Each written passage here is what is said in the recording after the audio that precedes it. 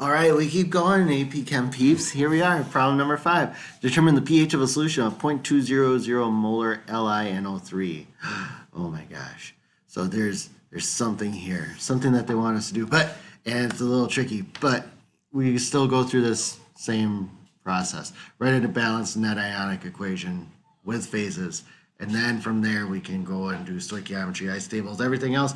But we are not dealing with, this is not a strong acid. It's not a strong base. And are we dealing with weak acids, weak bases? So if we're not dealing with strong acid, strong base, we don't have to do any stoichiometry. Weak acids, weak bases, you do isotables, all that kind of stuff. So we're going to see if we have to do that. But this LiNO3, well, it's an ionic compound. We got to look at our solubility rules. That's stuff that you guys had done before. And so like when you have LiNA, NH3, NO3, those things are going to be soluble. But we'll talk about those here in just a little bit. And so we have Li. Oh yeah, Li is one of those soluble things. And NO3, that's also one of your soluble things. So this splits up into 0.200 molar.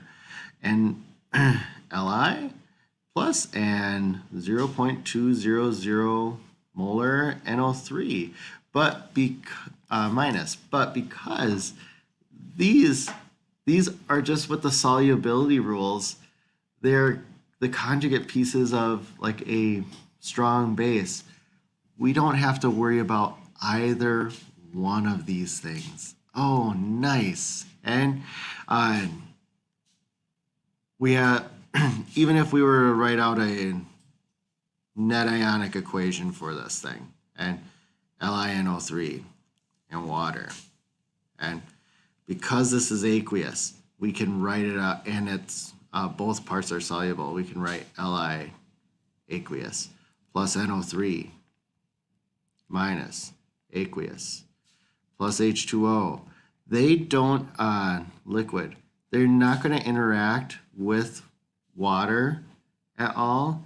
So we just end up with the same thing over on the other side. They're not conjugates of a weak acid or base.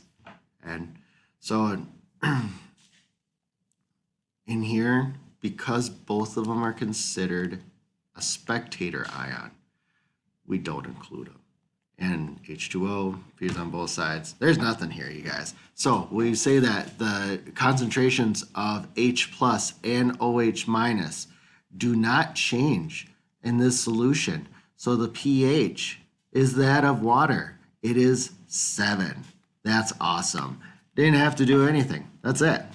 But the purpose of this video is to point out another key thing, and that's when you're looking at salts that don't contain conjugates of weak acids and bases, you don't have to worry about it affecting the pH except for one, and you will see it in your next problem. So you see Li, cross it out. Na, cross it out. Potassium, cross it out. NO3, cross it out. NH4, that is a tricky one. Don't, when you see NH4, there is something that you have to check for.